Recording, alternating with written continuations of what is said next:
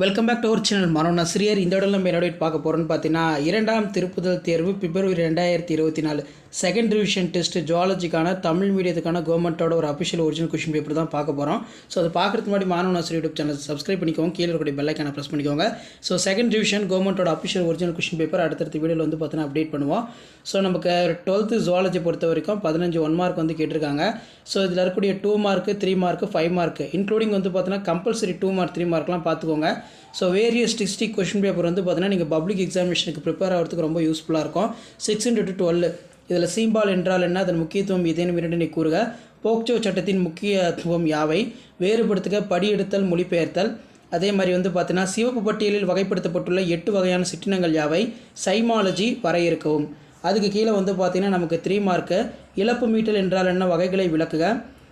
Next வந்து பார்த்தீங்கன்னா உதவி பெறும் வாழ்க்கை என்றால் என்ன, ஒரு எடுத்துக்காட்டு விளக்குக. வேறுபடுத்துக, மிகை வெப்ப வேறுபாடு உயிரிகள், குறை வெப்ப வேறுபாடு உயிரிகள். அதே மாதிரி பசுமை விளைவு இல்லாவிட்டால் பூமி என்னவாக இருக்கும்.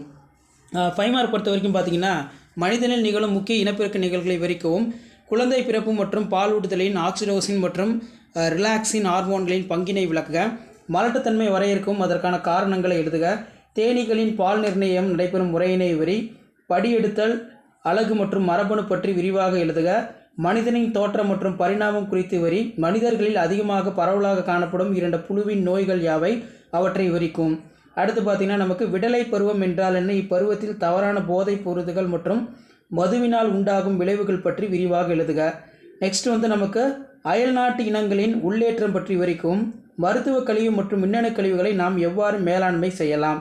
ஸோ கண்டிப்பாக இந்த கொஷின் பேப்பரோட கொஷின்லாம் நல்லா பார்த்துக்கோங்க. ஸோ உங்கள் டிஸ்ட்ரிக்டில் என்ன செகண்ட் டிவிஷன் டெஸ்ட் வந்து ஸ்டார்ட் பண்ணலாம், லாஸ்ட் மினிட் வந்து பார்த்தீங்கன்னா நீங்கள் செகண்ட் டிவிஷன் டெஸ்ட்டுக்கு ப்ரிப்பேர் ஆகிறதுக்கு 12th ஸ்டாண்டர்ட் ஸ்டூடெண்ட் இந்த கொஷின் பேப்பர் ரொம்ப யூஸ்ஃபுல்லாக இருக்கும். ஸோ மறக்காத வீடியோ ஃப்ரெண்ட்ஸுக்கு ஷேர் பண்ணுங்கள், சேனலை சப்ஸ்கிரைப் பண்ணுங்கள். தேங்க்யூ.